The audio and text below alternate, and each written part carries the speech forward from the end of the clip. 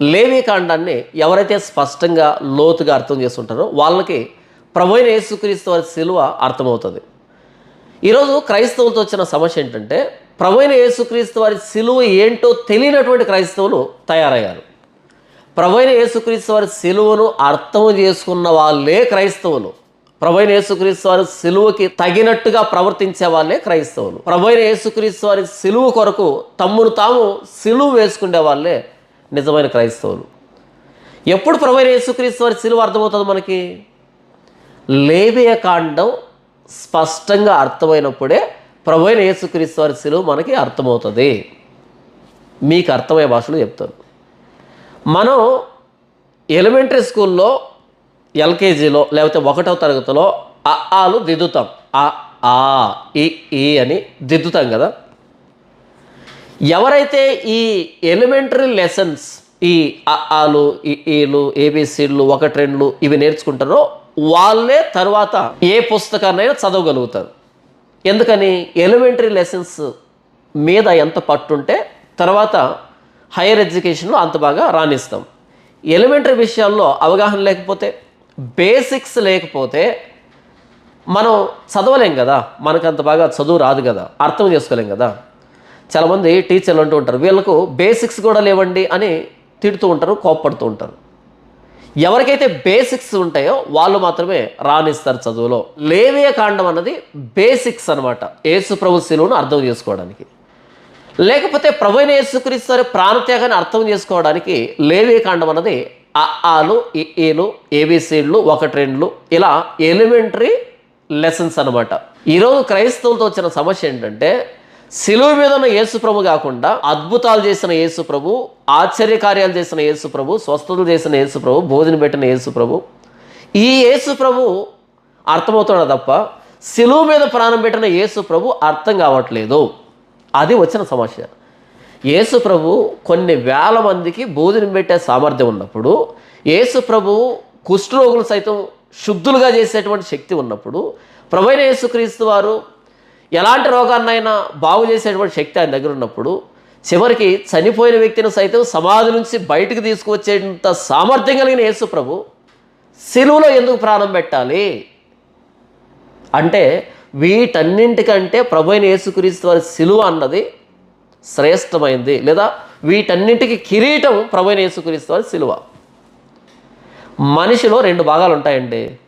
1 మొండెము, 2 తల కదా. ఈ మెడ మొండాన్ని తలని వేరు చేస్తూ ఉంటుంది. ఈ మెడ కింది భాగాన్ని మొండెం అంటాం, మెడ పై భాగాన్ని తల అంటాం.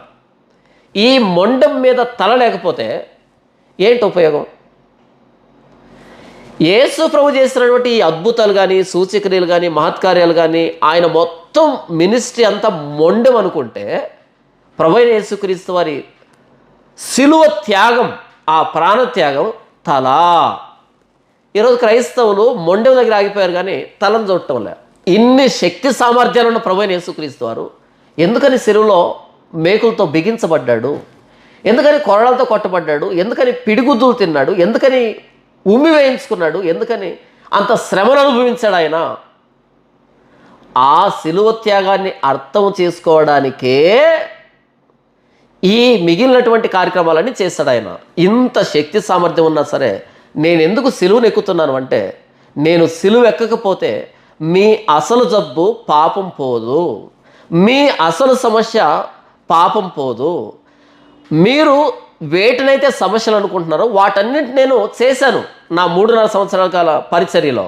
కానీ మీకు తెలియనటువంటి అత్యంత ప్రమాదకరమైనటువంటి జబ్బు సమస్య ఏంటంటే పాపం. ఆ పాపం పోవాలి అంటే నేను ప్రాణం పెట్టాల్సి ఉంది అని ప్రభువైన యేసుక్రీస్తు వారి సిలువలో ప్రాణం పెట్టాడు. దౌర్భాగ్యం ఏంటంటే ప్రభువైన యేసుక్రీస్తు వారు ప్రాణం పెట్టేంత ప్రమాదకరమైన పాపాన్ని పట్టించుకునేటువంటి క్రైస్తవులు లేరు చాలామంది. ఎక్కడ ఆగిపోయామంటే మనం మోకాళ్ళ నొప్పులు తగ్గుతాయా? యేసుప్రభుని నమ్ముకుంటాం. యేసుప్రభుని నమ్ముకుంటాం మా పిల్లలు పెళ్ళి అవుతుందా? యేసుప్రభుని నమ్ముకుంటాం మాకు పిల్లలు పుడతారా? యేసుప్రభుని నమ్ముకుంటాం మాకు అప్పులు తీరిపోతాయా అనే దగ్గర ఆగిపోయారు తప్ప అసలు సమస్య పాపం. ఆ పాపం తీసివేయడానికి ప్రభువైన యేసుక్రీస్తు వారు ప్రాణం పెట్టవలసి వచ్చింది. ఆ ప్రాణత్యాగాన్ని అర్థం చేసుకునేటువంటి క్రైస్తవులు వేళ్ల మీద లెక్కబెట్టే సంఖ్యలో మాత్రమే ఉన్నారు. ఇది దౌర్భాగ్యం. ఎవరికి ప్రభు అయిన యేసుక్రీస్తు వారి శిలువ అర్థమవుతుంది అంటే, ఎవరైతే లేవియ కాండాన్ని అర్థం చేస్తుంటారో వారికి ప్రభు అయిన యేసుక్రీస్తు వారి శిలువ అర్థమవుతుంది. ఎందుకంటే ఇది ఎలిమెంటరీ లెసన్ అన్నమాట, ప్రభు అయిన యేసుక్రీస్తు వారి శిలువను అర్థం చేసుకోవడానికి. సరే, లేవియ కాండం మొదటి అధ్యాయాన్ని వివరిస్తాను. ఈ మొదటి అధ్యాయంలో దహన బలిని గూర్చినటువంటి విధులు, దహన బలి ఎలా ఇవ్వాలి అనేది వ్రాయబడింది. లేవియకాండం మొదటి అధ్యాయం, రెండవ అధ్యాయం, 3, 4, 5, 6 ఈ 6 అధ్యాయాల్లో 3 బలులు, 3 రకాల బలులు, 2 రకాల అర్పణలు గురించి ఎలా ఇవ్వాలి అనే దానికి ఇన్స్ట్రక్షన్స్, ఆ ప్రొసీజర్ వ్రాయబడింది. దహన బలి అంటే ఏంటి, దానిని ఎలా ఇవ్వాలి, ఈ దహన బలి గురించి వ్రాయబడినటువంటి ఈ సందర్భంలో మనం ఆలోచించాల్సినటువంటి కొన్ని పదాలు, కొన్ని వాక్యాలు ఏంటి అనేది మీకు వివరిస్తాను. నంబర్ 1, దహన బలి ఎందుకు ఇవ్వాలి అంటే, దహన బలిని ఇంగ్లీష్లో బర్న్ట్ ఆఫరింగ్ అంటారు. Burnt offering, burnt offering is the payment for sin. Payment for sin.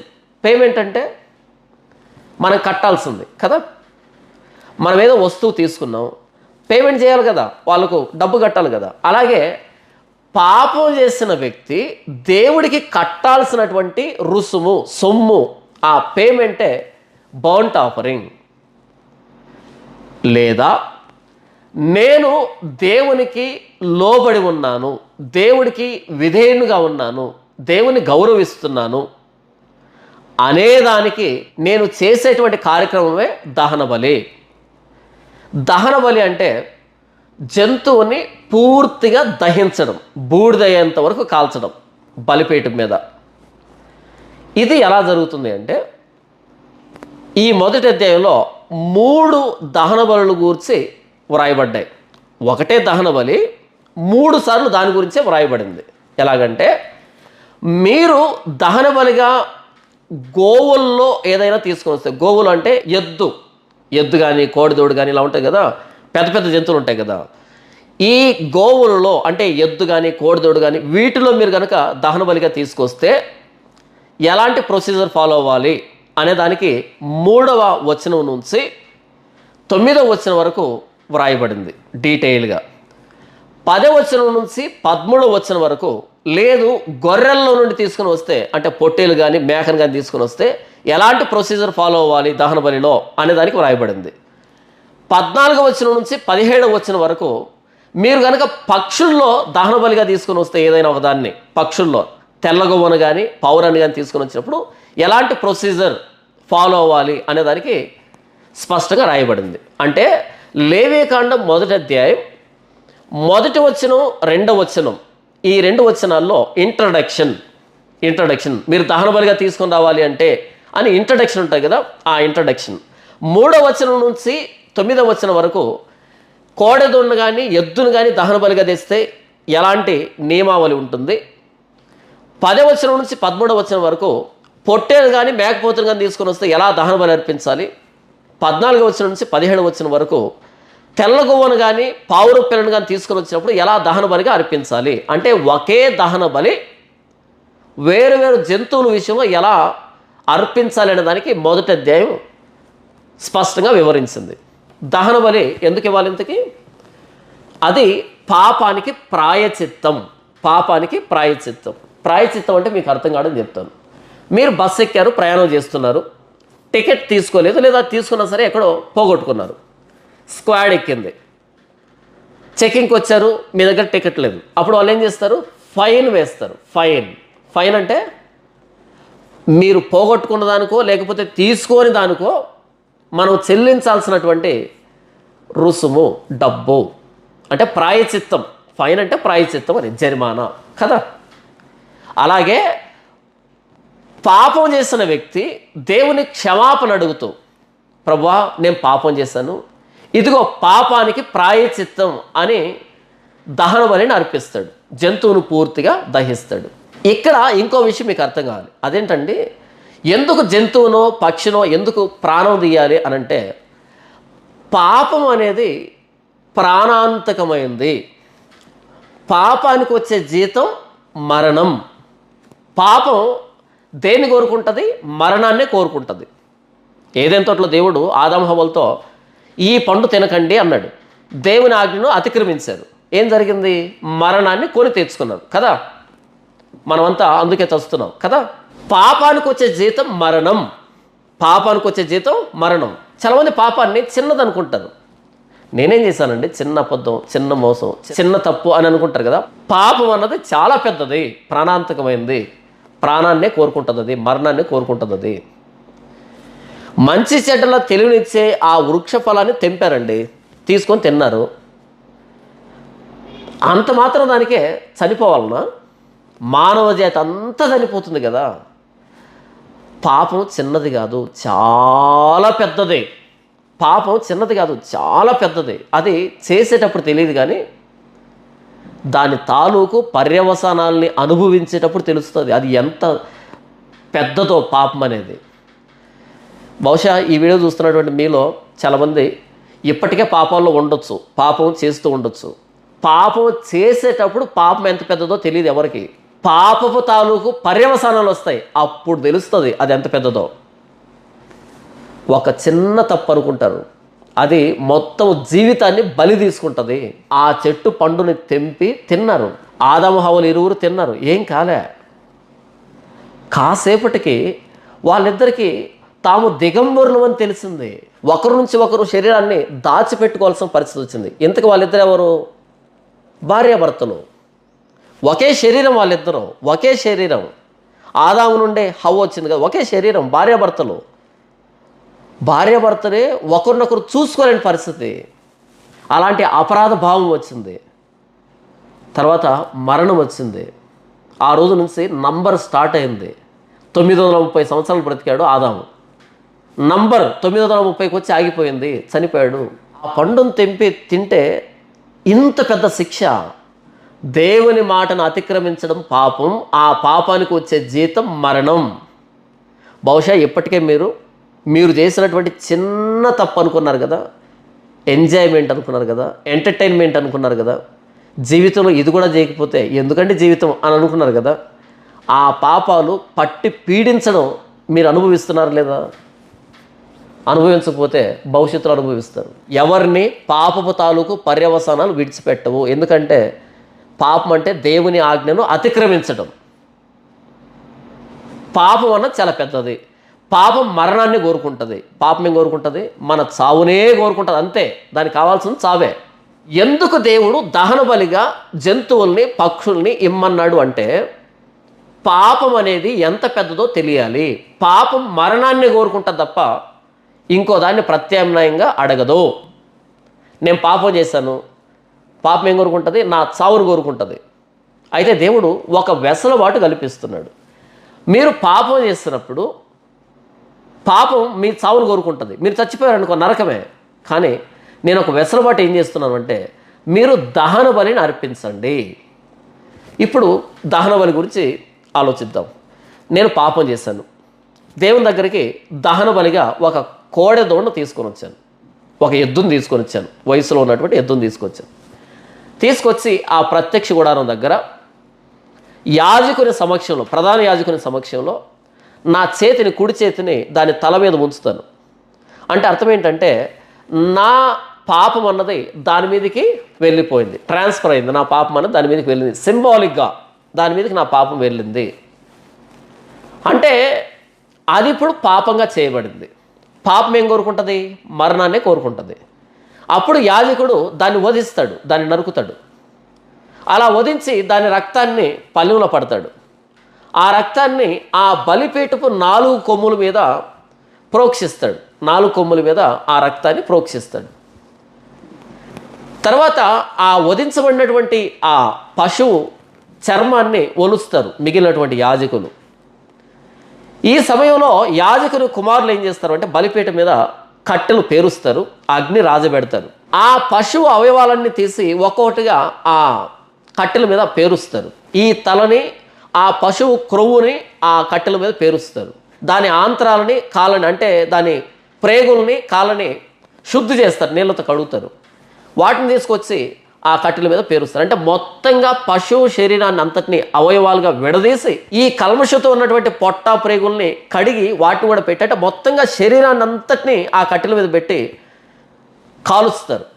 పూర్తిగా బూడిదయ్యేంత వరకు కాలుస్తారు. దీనినే దహన బలి, బర్న్ట్ ఆఫరింగ్ అని పిలుస్తారు. ఇంతవరకు నేను చెప్పిన దాన్ని చదివి వినిపిస్తాను. యెహోవా మోషేని పిలిచి ప్రత్యక్ష గుడారంలో నుండి అతనికి ఇలాగూ సెలవిచ్చెను, నీవు ఇశ్రాయేలీయులతో ఇట్లనము, మీలో ఎవరైనాను యెహోవాకు బలి అర్పించినప్పుడు గోవుల మందులో నుండి కానీ, గొర్రెల మందులో నుండి కానీ, మేకల మందులో నుండి కానీ దాన్ని తీసుకొని రావాలను. ఇంతవరకు ఇంట్రడక్షన్. ఇప్పుడు 3వ వచనం నుంచి 9వ వచనం వరకు ఆ దహన బలి ఎలా ఇవ్వాలి అనేదాన్ని చెప్తున్నాడు. అతడు దహన బలి రూపముగా అర్పించినది గోవుల్లోనిది అయిన ఎడల నిర్దోషమైన మగదాన్ని తీసుకుని రావాలను. ఇక్కడ నిర్దోషమైన మగదాన్ని అన్నది మనసులో పెట్టుకొని తర్వాత మాట్లాడుకుందాం. తాను యెహోవా సన్నిధిని అంగీకరించబడినట్లు ప్రత్యక్షము గుడారం యొక్క ద్వారమునకు దాన్ని తీసుకొని రావాలను. అతడు దహన బలిగా అర్పించు పశువు తల మీద తన చెయ్యి ఉంచవలను. అతని నిమిత్తం ప్రాయచిత్తము కలుగునట్లు అది అతని పక్షముగా అంగీకరించబడును. అతడు యెహోవా సన్నిధిని ఆ కోడెదోడను వధించిన తరువాత యాజకులైన అహరోను కుమారులు దాని రక్తమును తెచ్చి ప్రత్యక్షము గుడారము ఎదుట ఉన్న బలిపీఠం చుట్టూ ఆ రక్తమును ప్రోక్షింపవలెను. అప్పుడు అతడు దహన బలి రూపమైన ఆ పశు చర్మమును ఒలిచి దాని అవయవములను విడదీసిన తరువాత యాజకుడైన అహరోను కుమారులు బలిపీఠం మీద అగ్ని ఉంచి ఆ అగ్ని మీద కట్టెలను చక్కగా పేర్చవలెను. అప్పుడు యాజకులైన అహరోను కుమారులు ఆ అవయవములను, తలను, క్రొవ్వును బలిపీఠం మీద ఉన్న అగ్ని మీది కట్టెలపైన చక్కగా పేర్చవలెను. దాని ఆంత్రములను, కాళ్ళను నీళ్లతో కడగవలెను. అది యెహోవాకు ఇంపైన సువాసన గల దహన బలి అగునట్లు యాజకుడు దాన్ని అంతయు బలిపీఠం మీద దహింపవలెను. నేను ముందు వివరించినటువంటి వివరణ, ఇప్పుడు చదివినటువంటి లేఖన భాగం 2 మీకు అర్థమయ్యాయా? ఇప్పుడు ఒక్కో వచనాన్ని వివరిస్తాను. ఎవరైనా సరే గోవుల్లో బలిగా అర్పించాలి అంటే ఒక కోడెదోడును తీసుకుని రావాలి. ఏ కోడెదోడను? మనకిష్టం వచ్చింది కాదు, నిర్దోషమైన కోడెదోడను. దానికి ఎలాంటి గాయం ఉండకూడదు, ఎలాంటి అవలక్షణం ఉండకూడదు, ఎలాంటి రోగం ఉండకూడదు, ఎలాంటి కలంకం ఉండకూడదు. నిర్దోషమైనటువంటి కోడెదోడును తీసుకుని రావాలి. నిర్దోషం, దోషం లేనిదిగా ఉండాలి.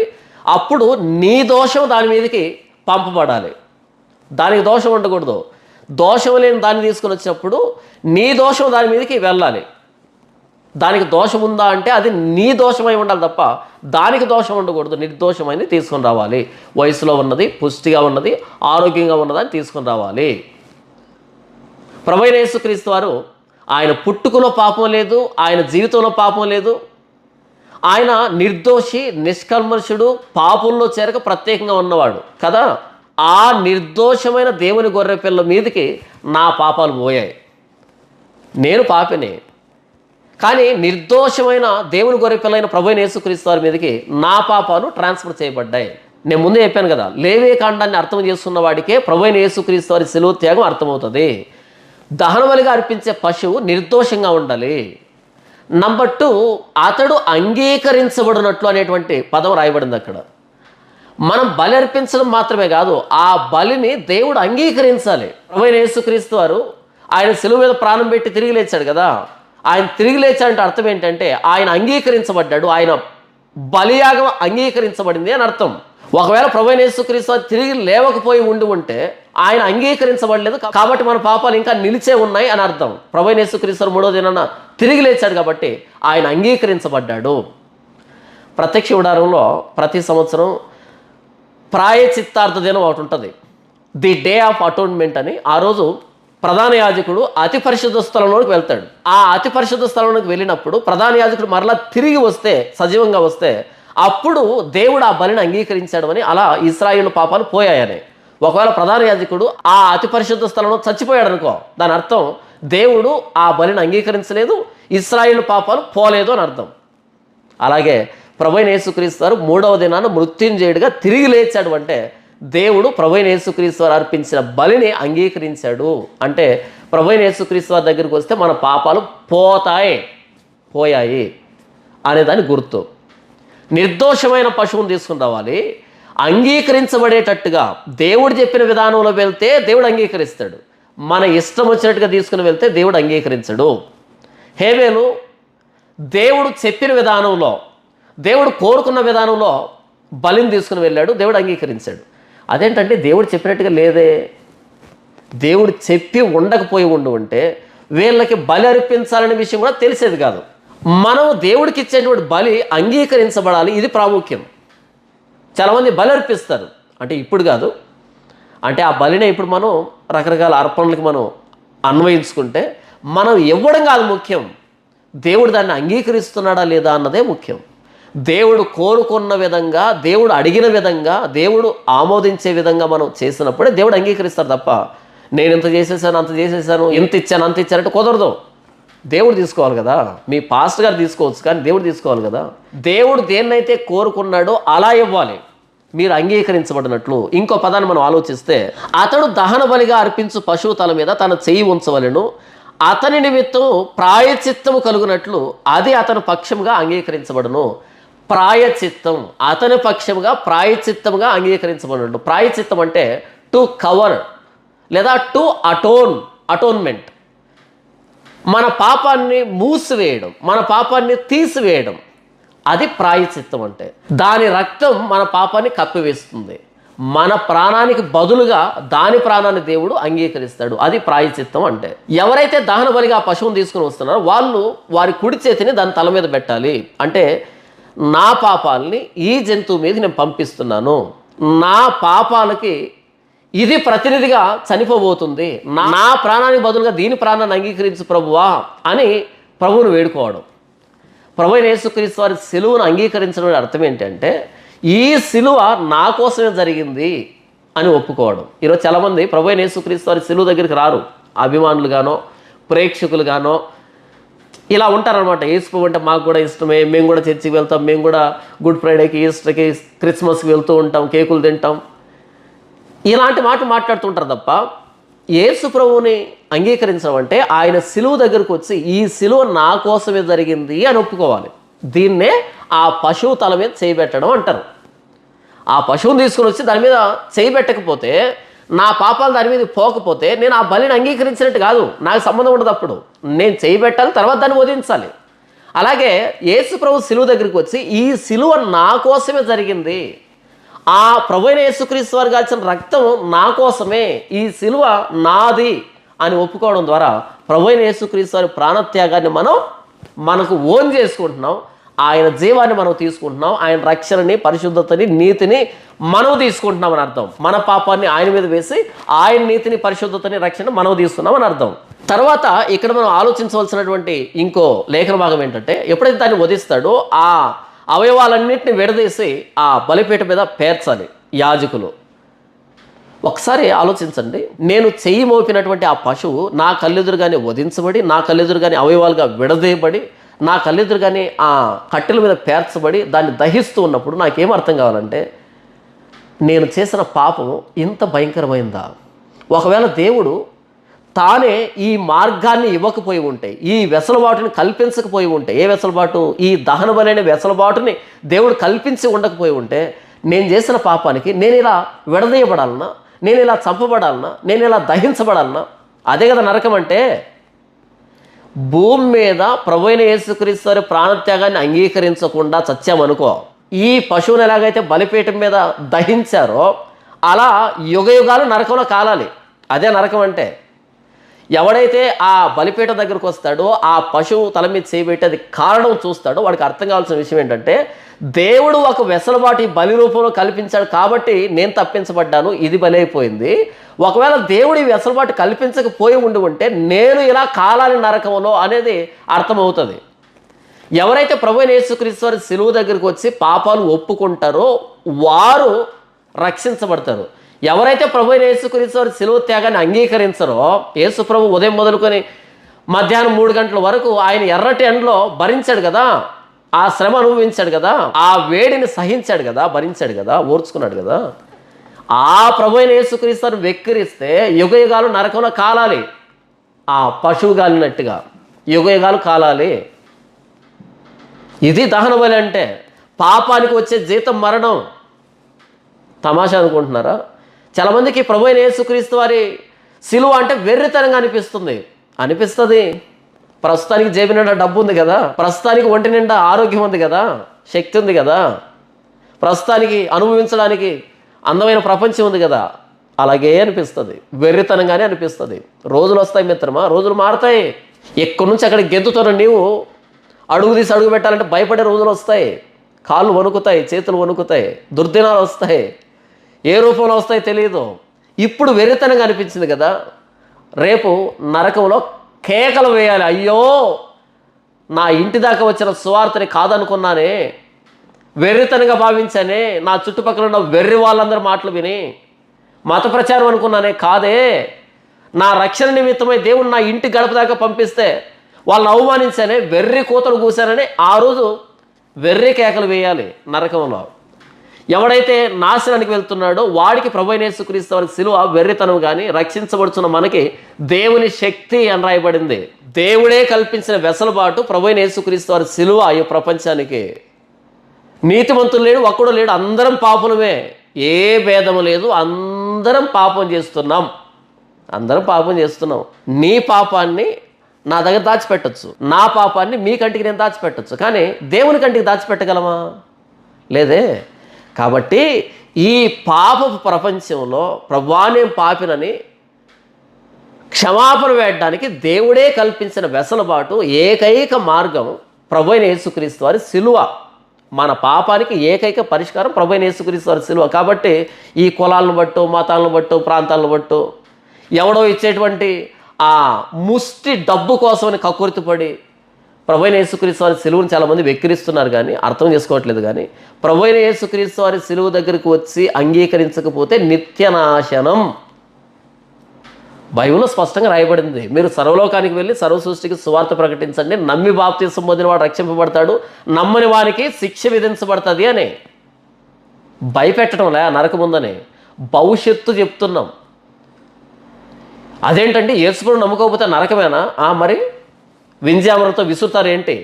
కనకపు సింహాసనం మీద కూర్చోబెట్టి వింజామలతో విసురుతారు తమను చేసినటువంటి దరిద్రపు గుట్టు కార్యక్రమాలన్నిటికీ? లేదు కదా.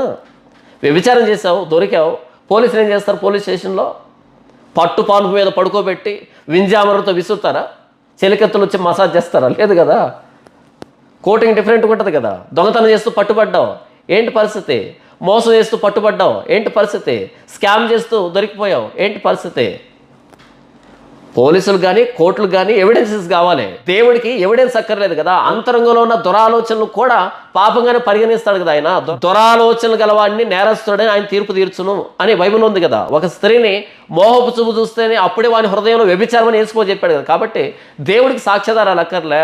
ప్రభువైన యేసుక్రీస్తు వారి సిలువ దగ్గరకు వచ్చి ప్రభువా నేను పాపిని, నా పాపాలను బట్టి నువ్వు సిలువలో ప్రాణం పెట్టామని అంగీకరిస్తే రక్షించబడతాం ఉచితంగా. యేసు ప్రభుని అంగీకరించకపోతే, ఆయన ప్రాణత్యాగాన్ని అంగీకరించకపోతే రేపు నరకంలో పట్టు పానుపులు ఏమి ఉండవు, నెమలీకులతో విసరడాలు, చెలికతులు వచ్చి మసాజ్ చేయడాలు, నాట్య ప్రదర్శన ఏమి ఉండవు. నరకం, నిత్యనాశనం. ఎవరికి అర్థమైనా అర్థం కాకపోయినా, ఎవరికి ఇష్టమున్నా లేకపోయినా, ఎవరు ఏమనుకున్నా సరే మీరు సర్వలోకానికి వెళ్ళండి, సర్వ సృష్టికి సువార్త ప్రకటించండి, నమ్మి బాప్తిసం పొందిన వాడు రక్షించబడతాడు, నమ్మని వారికి శిక్ష విధించబడుతుంది. ఎవడో చెట్టు కింద గోచి మొలతాడు లేకుండా కూర్చున్న వాడు చెప్పిన మాటలు కాదు ఇవి. సిలువ మీద ప్రాణం పెట్టిన ప్రభువైన యేసుక్రీస్తు చెప్పిన మాటలు ఇవి. నా ప్రాణత్యాగాన్ని అంగీకరిస్తే రక్షణ, నా ప్రాణత్యాగాన్ని అంగీకరించకపోతే నిత్యనాశనం, శిక్ష అని చెప్పాడు. దహన బలిగా అర్పించబడుతున్నటువంటి ఆ పశువును చూస్తూ ఉన్నప్పుడు దేవుడు ఒక వెసలుబాటు కల్పించాడు కాబట్టి దహన బలి రూపంలో నేను బ్రతికున్నాను. కానీ ఒకవేళ దేవుడు ఈ మార్గాన్ని ఏర్పాటు చేయకపోయి ఉంటే నేను కదా కాలాల్సింది నరకంలో అనేటువంటి ఆలోచన రావాలి. అది దహన బలి ఉద్దేశం. తర్వాత రాయబడినటువంటి మాట ఏంటంటే, అప్పుడు దేవుడు ఇంపైన సువాసన ఆఘ్రానించి, ఆ దహన బలిగా పశువు అర్పించబడుతున్నప్పుడు, కాలుతూ ఉన్నప్పుడు దేవుడు ఇంపైన సువాసన ఆఘ్రానించి అనేటువంటి మాట వ్రాయబడింది. ఇంతకీ ఇంపైన సువాసన ఆఘ్రానించడం అంటే ఏంటి? అంటే అలా పశువును కాలుస్తున్నప్పుడు ఆ వాసన దేవుడికి ఇష్టమా? అదే దాని అర్థం. దేవుడు ఇంపైన సువాసన ఆఘ్రానించి అనంటే ఇది ఒక విషయాన్ని వ్యక్తీకరించేటువంటి విధానం. దీన్ని ఏమంటారు అంటే యాంథ్రోపోమార్ఫిజం అంటారు. యాంథ్రోపోమార్ఫిజం అంటే అర్థం ఏంటంటే, ఒక వ్యక్తి లక్షణాలు కానీ జంతువు లక్షణాలు కానీ మనలో ఉన్నటువంటి హావభావాల్ని దేవునికి ఆపాదించడం. నాలో ఉన్నటువంటి లక్షణాలని దేవునికి ఆపాదించడం. అర్థం కాలేదు కదా. మధ్యాహ్నం 12 గంటలు అవుతూ ఉంది, డైనింగ్ టేబుల్ మీదకి మా ఆవిడ మంచి రుచికరంగా ఉన్నటువంటి బిర్యానీ తీసుకొచ్చి పెట్టింది. పెట్టగానే ఇలా నేను ఆ లిడ్ పైన ఉన్నటువంటి మూతని ఇలా ఓపెన్ చేయగానే అలా లోపల నుంచి వేడివేడిగా ఇలా పొగలు రాగానే వెంటనే మనం ఆస్వాదిస్తాం, ఆ వాసనని ఆస్వాదిస్తాం. అంటే అర్థం ఏంటంటే ఈ బిర్యానీని తినడానికి మనం ఇష్టపడుతున్నాం, ఈ బిర్యానీ మనకు నచ్చింది, ఇక తింటాం, అప్రూవ్ చేసాం, ఓకే అన్నాం. అది దాని అర్థం. ఈ భావాన్ని దేవునికి ఆపాదించడం, దేవుడు నాలాగా అని ఆగ్రహించడం. నేను ఆగ్రహిస్తాను. ఎప్పుడు ఆగ్రహిస్తాను? నాకు ఇష్టమైనటువంటి వంటకం ఉన్నప్పుడు నాకు ఇష్టమైన వాసనని నేను పీల్చుకుంటాను కదా. ఈ లక్షణాన్ని దేవునికి ఆపాదించేదాన్నే యాంథ్రోపోమార్ఫిజం అనేటువంటి ఆ ప్రక్రియ, ఆ లిటరరీ స్టైల్. దేవుడు ఇలా పీల్చుకుంటాడా? పీల్చుకోడు, మనం పీల్చుకుంటాం.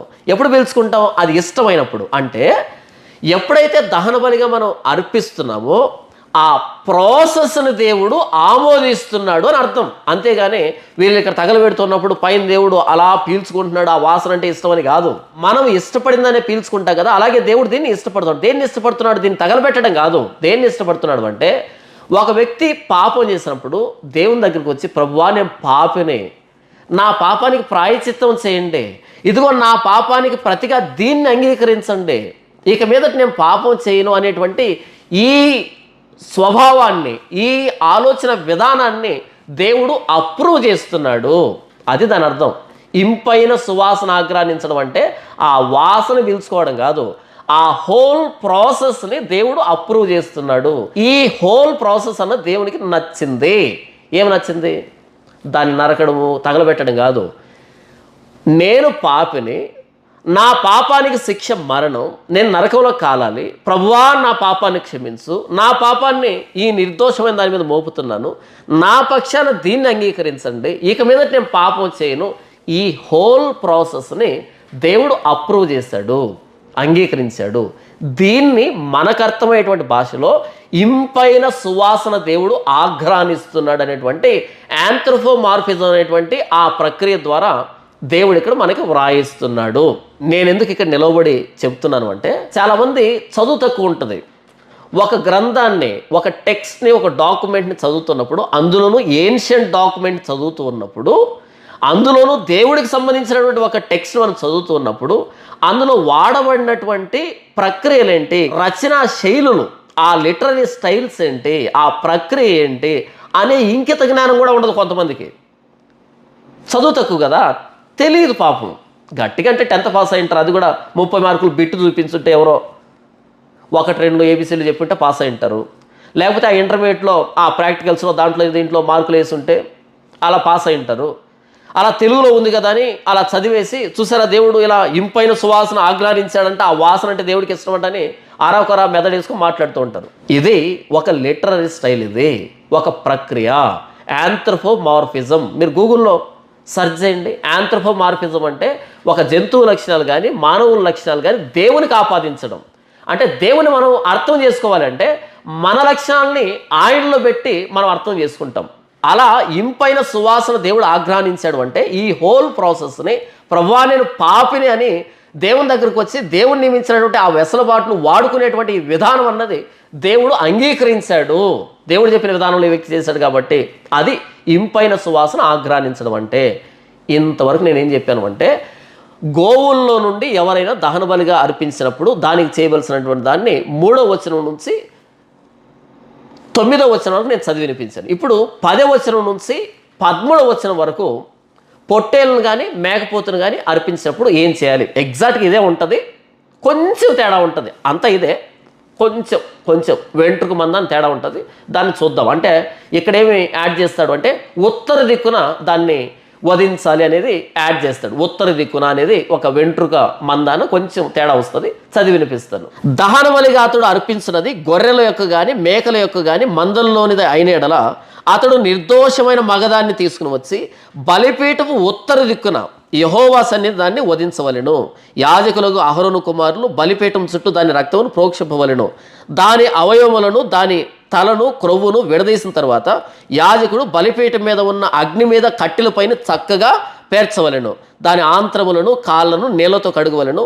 అప్పుడు యాజకుడు దాన్ని అంతయు తెచ్చి బలిపీఠం మీద దాన్ని దహింపవలెను.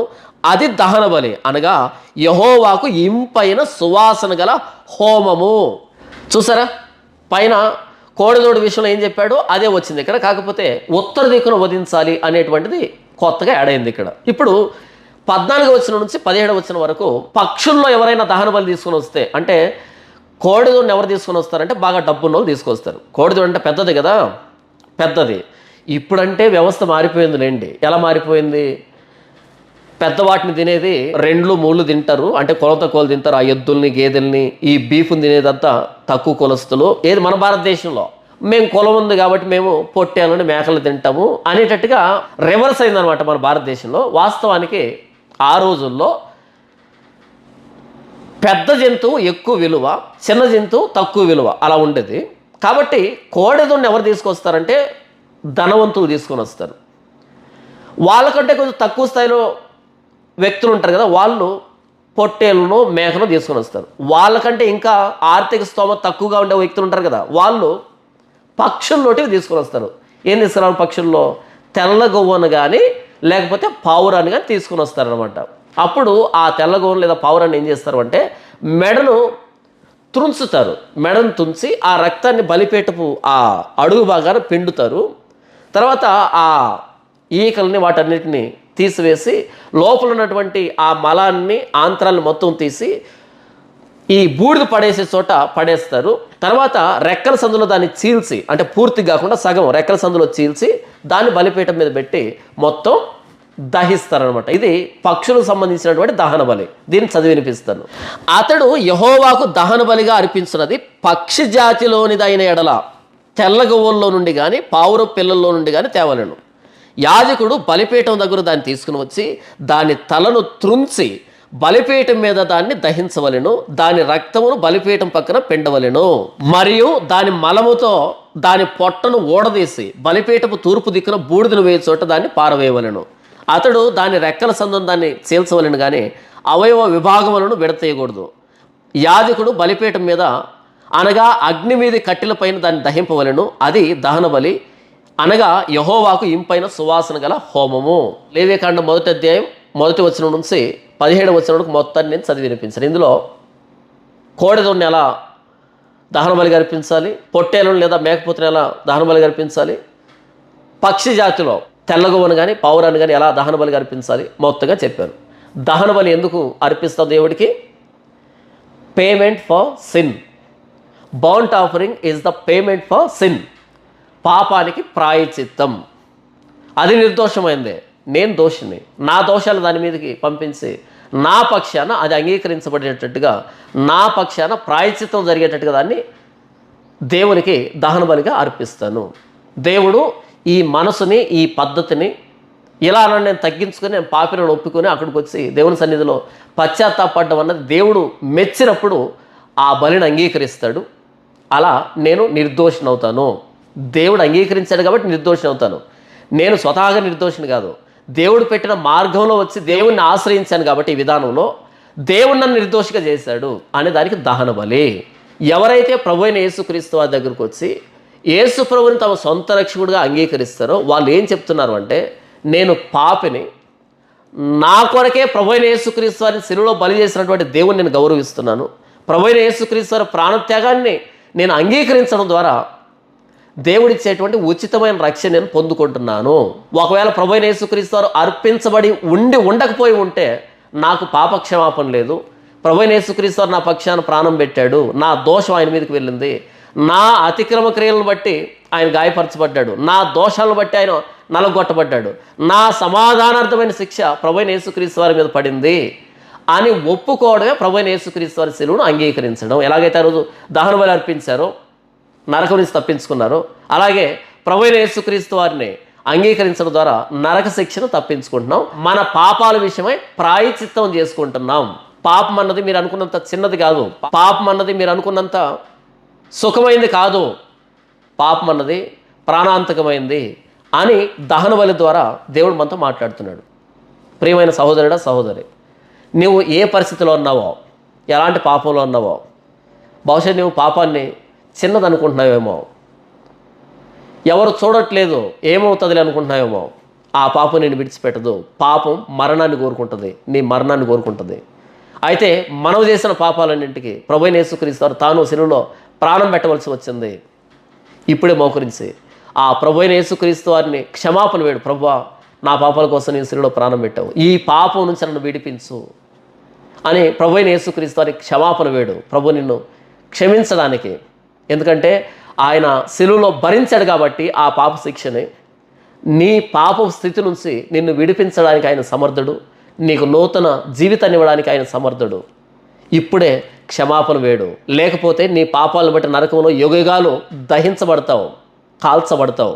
ఆ దుస్థితి రాకముందే మనందరి పాపాల కొరకు ప్రభువైన యేసుక్రీస్తు వారు శిలువలో ప్రాణం పెట్టాడని, దహన బలిగా మనందరి పక్షాన ఆయన అంగీకరించబడ్డాడని, అర్పించబడ్డాడని ఆయన దగ్గరికి రా, నరకాన్ని తప్పించుకుంటావు. లేకపోతే నీ పాపాలకు నీవే శిక్షను అనుభవించాలి.